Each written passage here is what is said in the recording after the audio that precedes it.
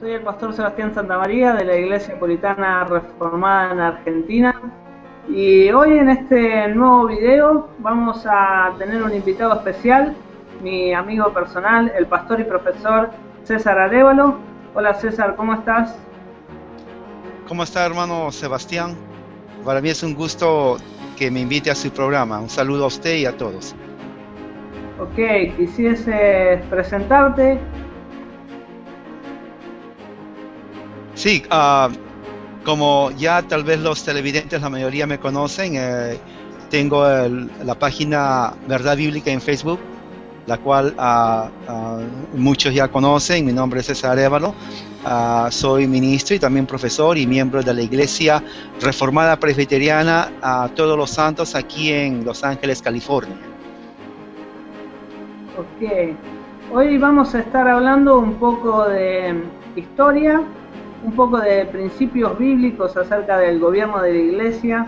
Vamos a tener el privilegio de tener al profesor hablándonos un poco acerca de los principios del gobierno de la Iglesia, tales como el presbiterianismo, y también vamos a tocar un poco acerca de la historia de esta aplicación del gobierno en la Reforma Protestante y en los puritanos. Profesor, ¿podría darnos los principios del presbiterianismo? ¿Qué es presbiterianismo? Esa es una buena pregunta, Pastor Sebastián, porque existe una ignorancia y al mismo tiempo desconocimiento, especialmente entre los hispanos, en lo que refiere qué es el presbiterianismo, qué es una iglesia presbiteriana. Lo más cercano que la mayoría tiene es en escuchar el nombre de Calvino, pero nada más, y algunos el nombre de John Knox, pero nada más. No hay un conocimiento total de lo que significa presbiterianismo y piensan que es una secta más, una denominación más dentro del evangelicalismo. Y en realidad no lo es así. Presbiterianismo viene su nombre de la palabra griega presbúteros, que significa anciano. Aplicado esta definición al concepto de gobierno de iglesia, significa el gobierno de la iglesia a través de ancianos, que es lo que enseña la Biblia. Pablo lo ejemplifica bien cuando escribe a Timoteo, cuando escribe a Tito, y también en el libro de los Hechos vemos el principio del gobierno de iglesia por un grupo de ancianos que se llama presbíteros. O sea, presbítero significa anciano. Cuando se dice entonces gobierno de iglesia, se está hablando gobierno de presbíteros.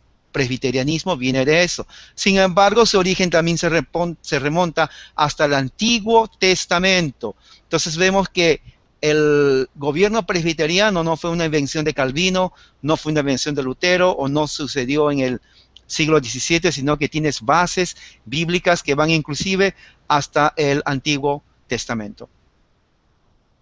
Ajá, así que no es algo que comenzó en el siglo XVI, XVII con Calvino, con Knox, con los puritanos, sino algo que es estrictamente el gobierno de Dios, que Dios estableció para su iglesia. El Así es, gobierno claro. bíblico sería el gobierno presbiteriano. El gobierno presbiteriano, los televidentes tienen que entender que es el gobierno de la iglesia a través de ancianos, y estas personas son elegidas y ordenadas.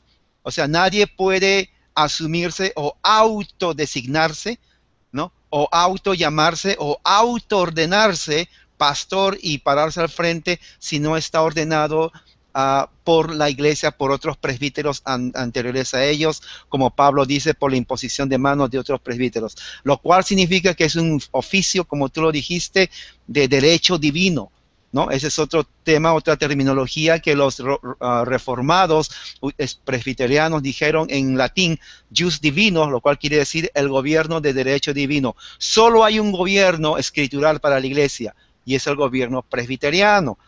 Yo sé que algunos dirán, independientes o evangélicos dirán, no, no es posible, es muy sectario. No es ser sectario, es simplemente lo que la Biblia dice.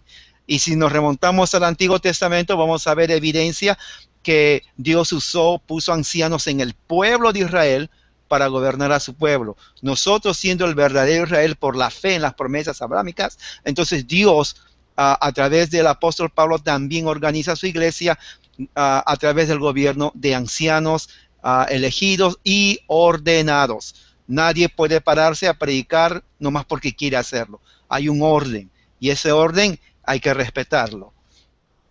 Así es. Vemos eso también en el Nuevo Testamento, como nos decías, en las cartas de Pablo y también en el libro de Hechos. Vemos que ya cuando la iglesia con los primeros apóstoles se organiza, esta organización no era de pequeñas iglesias independientes, sino que era la iglesia en Jerusalén la que, por ejemplo, tomaba decisiones a través de presbíteros, ¿verdad? ¿Qué puedes Así, hablarnos acerca de eso? sí, antes de entrar a ese punto importante hay que dar diríamos, el respaldo bíblico histórico, porque la Biblia no se creó en un vacío, hay un espacio histórico en donde Dios en su providencia hace sus actos redentivos. En este aspecto, por ejemplo, vemos el principio del gobierno de ancianos en el libro de Deuteronomio 21:19, Éxodo 24:1, Números 11:16, Levíticos 4:15. Vemos entonces que el pueblo de Israel en pacto con Dios, Dios pone a los ancianos para que gobiernen al pueblo. Los ancianos también estuvieron presentes en el tiempo de los jueces, lo pueden ustedes ver en 1 Samuel 16:14. Los ancianos estuvieron en el tiempo de los reyes también, 1 Samuel 16:14 y 2 de Reyes 19:2. Estuvo en el tiempo de la cautividad, cuando fueron llevados a Babilonia. También vemos ahí el gobierno de ancianos, Ezequiel 8:1, 14:1, 20:12. Los ancianos también proveyeron liderazgo cuando se reconstruyó el templo después que retornaron de la cautividad. Eso lo vemos en Esdras 5, 5:9, 6:78 y el capítulo 14. Entonces hay una información histórica también dentro de la historia judía durante el tiempo intertestamental. En donde vemos que en las sinagogas, que fue en ese tiempo que comenzaron a establecerse, que las sinagogas estaban siendo gobernadas por ancianos. Ya cuando viene el tiempo del Nuevo Testamento, en la venida de Cristo, en el tiempo testamental del Nuevo Testamento, donde se escriben los evangelios, la carta de Pablo, entonces vemos referencia a ancianos, gobernadores de sinagogas. Y eso lo vemos en los evangelios, Mateo 15:2, Marcos 7:3, Juan 3:1, 7:26, Marcos 5:22, Lucas 8:41, el libro de los Hechos, capítulo 18 en adelante. Aunque el liderazgo judío estaba totalmente corrupto, hablando de las personas, es importante notar que los judíos no se convirtieron en apóstatas o no convirtieron el oficio apóstata. O sea, hagamos una diferencia. El oficio de gobernantes, de ancianos o de presbíteros no se contamina por el hecho de que las personas son corruptas. ¿Me entiende, pastor? Sí, exactamente. Es decir, Claro, claro. el gobierno que Dios estableció permaneció según el orden. Sin embargo, las personas dentro de ese orden correcto se habían corrompido ellos mismos, ¿no? Exactamente. Entonces, el oficio sigue, aunque las personas, en este caso los judíos, los maestros de la ley, estaban corruptos en contra de Cristo. Las referencias de la Escritura son importantes. ¿Por qué? Porque establecen la continuidad, fíjese, de gobierno dentro de la iglesia en el Antiguo y Nuevo Testamento. Esto quiero que se entienda bien. Las referencias de las Escrituras es importante porque eso establece la continuidad del gobierno dentro de la iglesia en el Antiguo y Nuevo Testamento. El Antiguo Testamento y los Evangelios nos proveen una información crucial referente al gobierno de iglesia erigido por los apóstoles. Los apóstoles no crearon algo nuevo, ellos simplemente edificaron sobre algo, sobre el fundamento que ya estuvo en la revelación bíblica. Es decir que en el traspaso al Nuevo Testamento no hay un cambio en la forma de gobierno, sino que permaneció estable desde el principio la forma de gobierno por ancianos. Así es, Así es, cuando los apóstoles describen las oficinas de la iglesia, entonces la audiencia reconoció mucho del gobierno, de la estructura de gobierno, el cual fue fundado o establecido en el Antiguo Testamento. Por eso el gobierno presbiteriano, que es simplemente el gobierno por los ancianos, no es simplemente un gobierno de iglesia del Nuevo Testamento, sino, si queremos ser más claros, específicos y correctos, es el gobierno bíblico de la iglesia. ¿Por qué? Porque la terminología bíblico ya implica Antiguo y Nuevo Testamento. Si decimos que es un gobierno de la iglesia en el Nuevo Testamento, entonces está diciendo que no estuvo en el Antiguo Testamento. Pero si usamos el adjetivo bíblico, entonces cambia el significado y se acepta que el gobierno de ancianos estuvo en el Antiguo y Nuevo Testamento. Perfecto. Ahora, hablando después de la era apostólica, después del Nuevo Testamento, en el siglo I, segundo, tercero, ¿se mantuvo este mismo orden o ya comenzó a corromperse ese orden que había sido establecido por el Señor, guardado desde el antiguo pacto al nuevo pacto? ¿Cómo fue eso? Claro, realmente sí se mantuvo hasta cierto grado.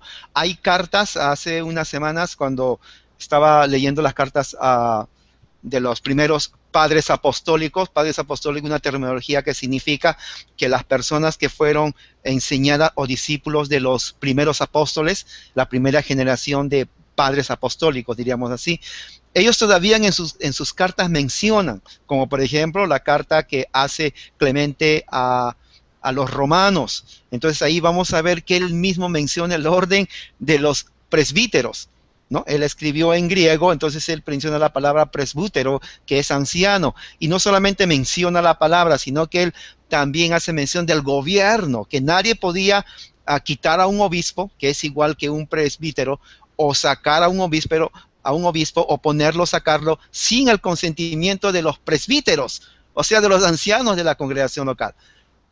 Lo que ocurre es que a medida que la iglesia se va expandiendo, entonces surge el problema de las cabezas eclesiásticas, digamos ya para el segundo o tercer siglo. Entonces en ese tiempo no se conocía el sistema papal que se conoce ahora, que fue desarrollado después.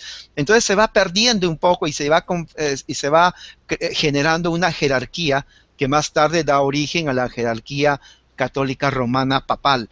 Entonces eso comienza a corrompirse, el gobierno de la iglesia se comienza a corrompir y se comienza a centralizar ya en una persona, y al suceder eso, entonces está violando el principio bíblico. Tenemos que tener en claro esto. Muchas personas, especialmente los evangélicos, ellos hacen una violación histórica al gobierno de iglesia cuando ellos rechazan todo lo que lleva por nombre católico. Católico no es una palabra herética, católico significa universal. Nosotros somos una iglesia católica en el sentido que es la iglesia universal, de acuerdo a la Biblia. El problema está en que el catolicismo romano, ya la palabra romano implica también sectarismo, hay una contradicción. Católico universal, romano particular. Entonces ahí está el problema. ¿Pero por qué se llama romano? Porque el Papa romano se adjudicó una autoridad que las escrituras no le dan. Entonces los apologistas católicos luchan constantemente citando pruebas de autores de su tiempo, diciendo que, bueno, aquí está la evidencia histórica, ellos reconocieron al Papa de Roma como el único, y eso no es cierto. Lo reconocieron de esa jurisdicción, pero se olvidan que también hubieron obispos en Jerusalén, en Antioquía, en Alejandría, en otros lugares. Entonces, eso es lo que causó inclusive el primer rompimiento cismático en el siglo XI, que se divide a la Iglesia del Oriente y la Iglesia del Occidente, porque lo del Oriente es la evidencia clara que no había un solo papa en toda la iglesia. Por eso se salieron. Ellos dijeron, no, el Papa de Roma es de Roma, no es de la cristiandad. Entonces, nosotros no podemos aceptar una autoridad sobre nosotros de un obispo. Entonces, sí, ahí está la evidencia.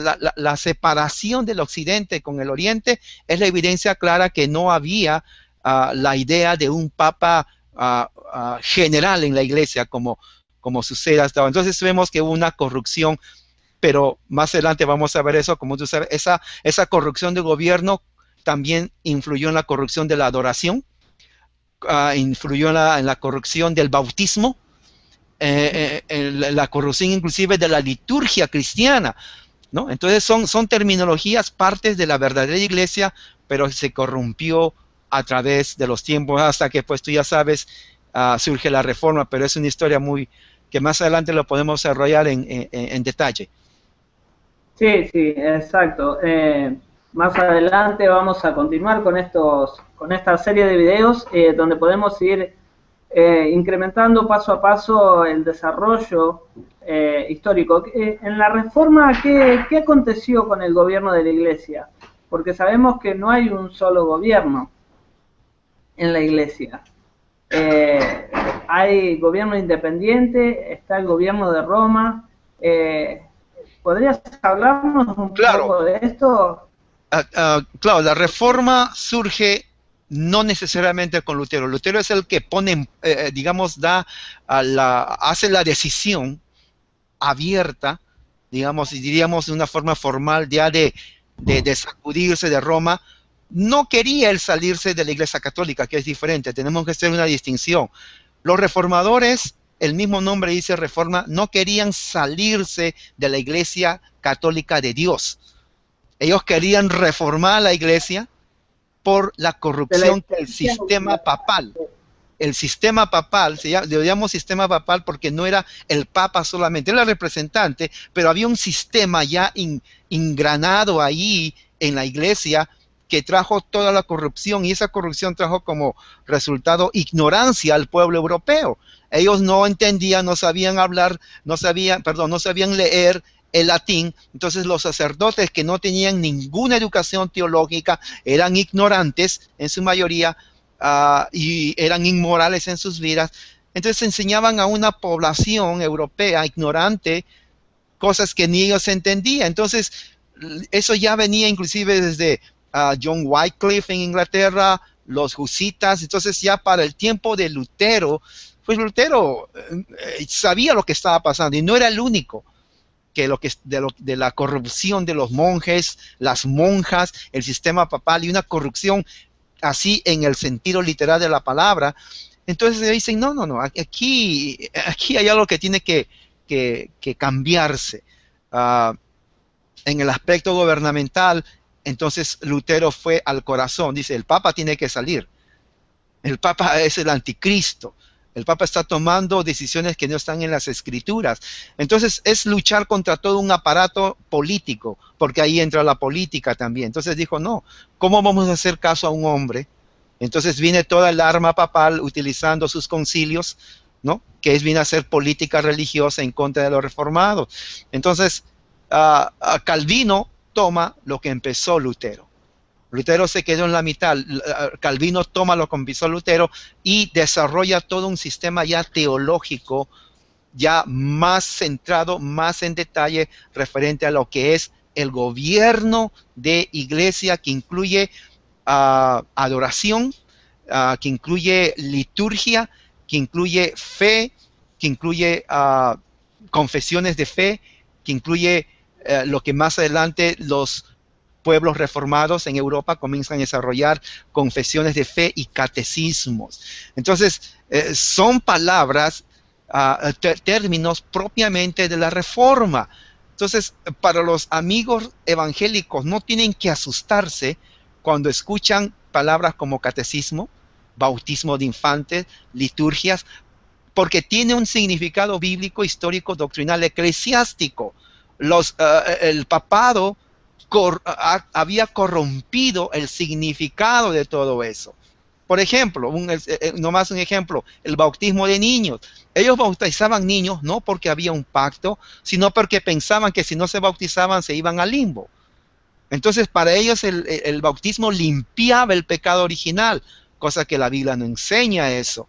Entonces los reformadores dicen, no, el bautismo no limpia ningún pecado original, ¿no? El bautismo simplemente es señal y sello del pacto abrámico. Cuando los cristianos entran a la fe en Cristo, entonces hay un pacto que viene a ser, que pasamos a ser partes de hijos de Abraham, por lo tanto el verdadero Israel. Entonces hay un significado diferente. Roma lo corrompió. ¿Qué más corrompió Roma? La comunión. En la comunión solamente el cura utilizaba el vino, pero el pueblo no tomaba del vino. Y cambió el significado del cuerpo de Cristo en transustanciación, que ellos decían que el cuerpo de Cristo realmente, ese pan se convierte en cuerpo de Cristo y el vino en sangre. Los reformadores dicen, no, primeramente todo su concepto de comunión es errado, ¿no? Desde la definición hasta la forma de la liturgia de cómo se hace está errado. Corrupción. Y en gobierno de iglesia también la corrupción. Son ejemplos que se podía decir, sí. Podríamos decir entonces que cuando se comienza a corromper por medio de la cabeza de Roma, el gobierno de la iglesia, dejando de ser ya presbiteriano por medio de esa corrupción, comienza a tomar la forma humanista y de las tradiciones de los hombres, y por medio de esas tradiciones se comenzó a corromper todo. Nos hablabas de los dos sacramentos ordenados por Cristo, tanto la Cena del Señor como el bautismo, siendo corrompidos en su forma y en su teología por Roma. Y esto vino porque toda la teología humanista de Roma ponía a los hombres como autoridad máxima y sacaba a Cristo como cabeza de la iglesia, ¿verdad?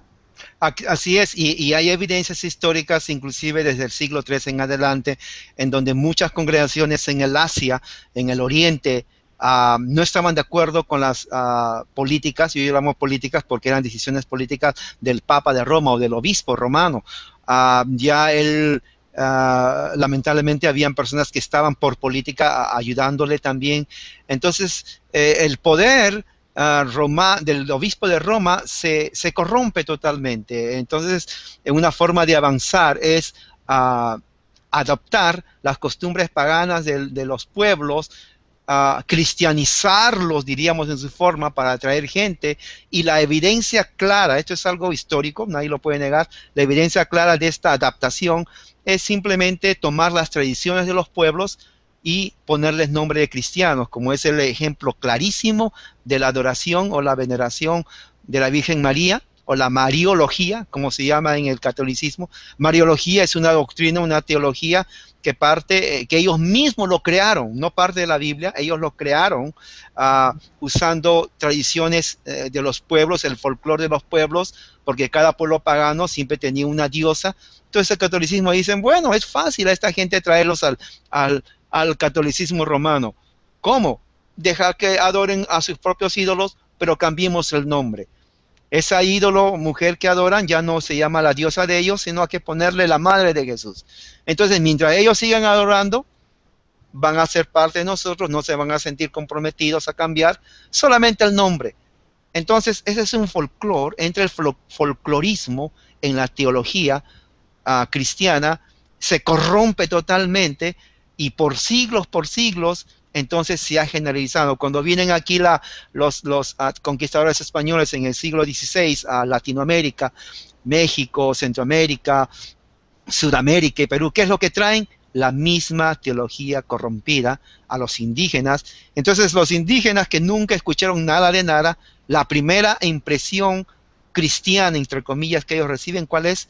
Es la teología romana, católica romana. Entonces, pues, llega el momento en nuestros pueblos, pues, esa es la razón por qué la mayoría, el porcentaje grande en Latinoamérica son católicos. Ya cuando entra el protestantismo, entonces hay una diríamos, desconfianza. Recuerda que el protestantismo entra a Latinoamérica unos siglos después, y son pocos, pero el poder del cura era añadido con el gobierno. Entonces cuando ven a los herejes protestantes, le dicen, no, ellos son herejes. En Perú, por ejemplo, en Lima, todavía tenemos el museo, se llama el Museo de la Inquisición, el Museo de la Santa Inquisición, y lo tienen un museo que eso vino en el año 1500 y algo, cuando vinieron los virreyes españoles conquistadores, ponen a Lima como el centro del virreinato, inclusive en Sudamérica. Entonces, la cámara de tortura estaba ahí. ¿Por qué? Porque cuando los protestantes traían las Biblias en los barcos, era en forma así clandestina, y cuando agarraban las Biblias, los quemaban, y se agarraban al que a algún protestante o al que estaba diseminando la Biblia, pues tú ya sabes lo que le hacían, le ponían a la cámara secreta y le hacían tortura. Yo entré a ese museo de la Inquisición donde todavía tienen las herramientas de tortura y es increíble. Yo me pongo a pensar, ¿qué ser humano puede resistir esa tortura física en esas cosas, ¿no? Eso es algo inhumano. Nomás un ejemplo para darte cuenta de lo que causa la teología católica romana, que vino de Europa y que los protestantes reformados lo sabían de cara a cara porque ellos fueron testigos de eso. Así es. El celo de los reformadores del siglo XVI, nombraste a Lutero, a Calvino. Luego en el siglo XVII apareció este grupo conocido como los puritanos. Ellos también tenían un gobierno presbiteriano. Sabemos que la Inquisición persiguió la reforma. Nos hablaste acerca de la intención de la reforma, no de salir de la Iglesia Universal de Cristo, la Iglesia Católica en el sentido de universal, de unidad de toda la Iglesia, sino que ellos querían volver a la forma bíblica, tanto en el gobierno, volverlo a ser presbiteriano como debía ser. También nos hablaste de la intención, hablando de los tres reformadores como Hus y otros, de la intención de llevar la palabra del Señor a los pueblos en su idioma nativo. Y eso era visto como una total herejía, ¿no? Y de ahí que toda la Inquisición. Ahora, mi pregunta es acerca de este grupo conocido como los puritanos. ¿Podrías hablarnos brevemente acerca de esto? Los Para puritanos, ir... sí, esa es otra. Si presbiterianismo no se conoce y se ignora y no se sabe, pues puritanismo es peor todavía, ¿ves? Y la idea popular, puritanismo igual los que vinieron a América. Por eso cuando tú pones puritanismo comienzan a criticar, sí, pero los americanos. No, el puritanismo no tiene nada que ver con América. El puritanismo empieza en Inglaterra y es un subproducto de la reforma que entra a Inglaterra. Ahora, el puritanismo como movimiento tenemos también que diferenciar, porque por ahí hay muchos que engañan al neófito, ¿no? El neófito es fácil de ser engañado, que dice, no, los puritanos son sectarios y comienzan a insultar y por aquí. No, si bien es cierto, dentro de esa, diríamos, cobertura de puritanismo hubieron elementos que no fueron ortodoxos, el verdadero puritanismo sí era ortodoxo porque partió de las escrituras. Puritanismo es diríamos, un término que al principio era derogatorio. ¿Por qué? Porque eso nace en el... vayamos a Inglaterra en el año 1600 y algo. La iglesia de Inglaterra, conocida como anglicanismo, se convierte entonces, prácticamente era católica, pero era católica inglesa. Porque cuando Enrique VIII se separa de esa católica romana, no se separa por doctrina, se separa por asuntos ya domésticos, el matrimonio. Él aceptaba la liturgia católica, él aceptaba muchas de las cosas del catolicismo romano, era simplemente algo político, porque la iglesia romana no aceptaba su divorcio, pero era católico en realidad, era católico en vez de ser romano, católico inglés. Entonces, ¿qué es lo que sucede ahí? Sucede un fenómeno interno en Inglaterra, que más adelante se viene a llamar como puritanismo, pero que surge no del pueblo, sino que surge de las mejores mentes teológicas de Inglaterra, dentro de la iglesia inglesa. Esas mentes teológicas comienzan a decir, un momento, aquí hay algo que está mal, ya no es solamente Enrique VIII, sino también es la doctrina que está trayendo el obispo, el arzobispo, que en ese entonces era el famoso arzobispo Laud, ¿no? El arzobispo Laud era un arminiano y el arminianismo se había introducido en Inglaterra. Entonces el arminianismo es simplemente un subproducto de la teología molinista jesuita, ¿no? ¿Por qué? Porque ellos se oponen a muchas de las doctrinas reformadas que enseñaba Calvino y que viene a ser parte principal de la teología reformada presbiteriana. Entonces el arminianismo comienza a ser la teología fundamental de la iglesia anglicana. Entonces los teólogos que ya empezaron y leyeron y sabían de la reforma dijeron, no, aquí está mal. Ellos hicieron también su propia reforma inglesa entre ellos mismos. Entonces la reforma de ellos decían, no queremos salirnos, igual la misma idea de la iglesia inglesa, más bien queremos reformarla. Entonces ahí ocurre dos cosas. Uno, la reacción de aquellos que dicen vamos a cambiarlo desde adentro, y aquellos que dicen no, ya no hay cambio desde adentro, tenemos que separarnos de ella. Fíjese la palabra aquí, separarnos de ella. Al separarnos de ella, ellos son llamados los separatistas.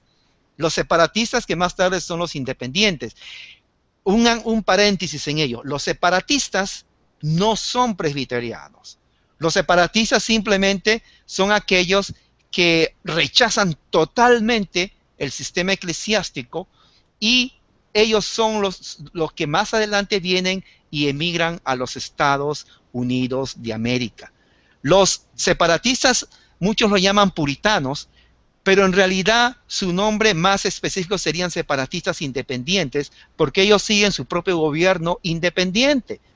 Y al ser independiente, el problema que surge es que se abre una puerta a que entren otras teologías totalmente diferentes y hasta cierto punto heréticas a lo que viene la reforma real.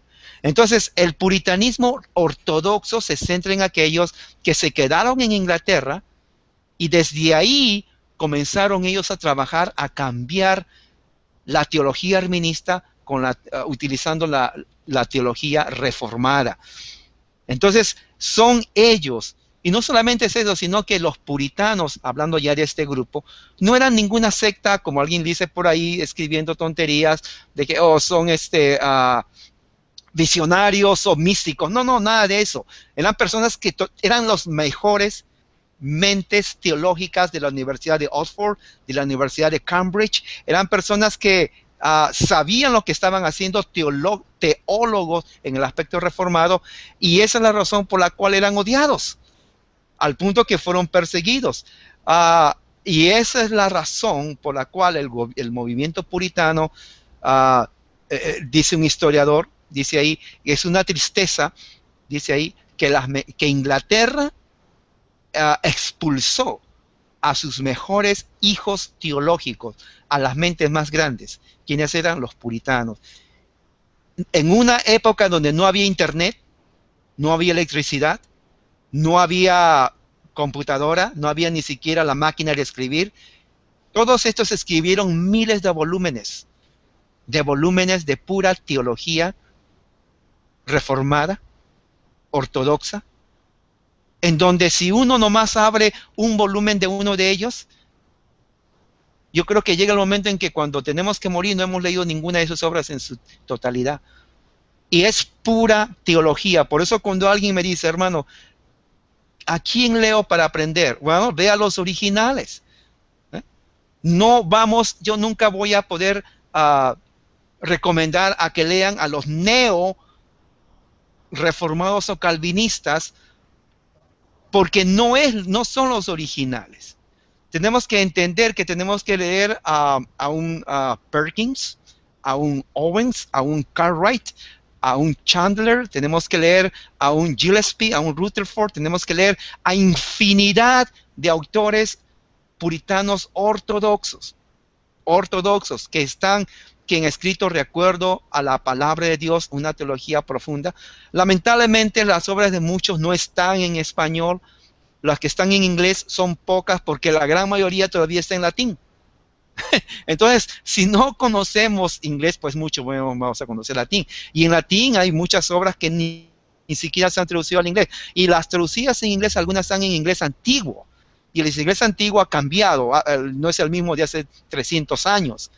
Entonces, las pocas que hay son pocas traducidas al español. Entonces, por una parte, los que quieren saber tienen poco acceso, al menos que hablen inglés, pero eso es lo que sucede. El gobierno, entonces fueron ellos que ya entendieron el gobierno presbiteriano inglés, y eso es la razón por la cual nos lleva al tema de la confesión, la asamblea de Westminster. Pero antes de hablar de asambleas en Westminster, porque antes de eso sucedió los pactantes, que es otro tema, antes de Westminster sucede algo en Escocia, que muchos no conocen qué sucede en Escocia. Es un tema muy importante también. Ok, vamos a concluir hasta este punto, habiendo hecho un tramo bastante largo partiendo desde el libro de Moisés hasta llegar a la historia de la iglesia, hasta el siglo XVI, pasando varias etapas y tocando varios temas, en especial el presbiterianismo y cómo este gobierno fue siempre vuelto a lo bíblico, ¿verdad? Tocando todos estos temas, vamos a proseguir en un próximo video, si el Señor nos permitiere, la semana entrante, y vamos a hablar un poco acerca de la historia de Westminster, de la historia de los Covenanters, es decir, los pactantes. Vamos a conocer un poco acerca de eso. Si el profesor está disponible la semana entrante, vamos a trabajar con eso. ¿Qué dice, pastor? Claro, la historia de los Covenanters o pactantes es parte principal. Sin eso no se entiende qué es el presbiterianismo, primeramente. Entonces vamos a entender ahí, invito a los lectores o también, bueno, los televidentes o personas que están mirando, porque conocer la historia de Escocia y la historia presbiteriana es conocer a los pactantes. Es imposible saber qué es presbiterianismo sin saber qué son los pactantes. Es totalmente imposible. Es como decir, es imposible saber las enseñanzas de Jesús sin leer la Biblia. ¿Por qué? Porque los pactantes no solamente es el corazón del presbiterianismo, sino también de la historia escocesa y de la Reforma. Y también se va a demostrar que no es solamente de la Reforma o eran presbiterianos, sino que incluye toda la Reforma. Pero eso ya, como tú dijiste, va a ser la semana que viene y es un tema muy, muy importante y va a responder muchas dudas. Bien, pastor, le damos las gracias por su tiempo, por su dedicación. El Señor sea con usted y su familia. Querido oyente y de nuestro canal, le pedimos que siga en contacto, que comparta este video y bueno, lo esperamos la semana entrante en el próximo video. La gracia del Señor sea con todos ustedes. Amén. Gracias y Dios les bendiga. Gracias, pastor.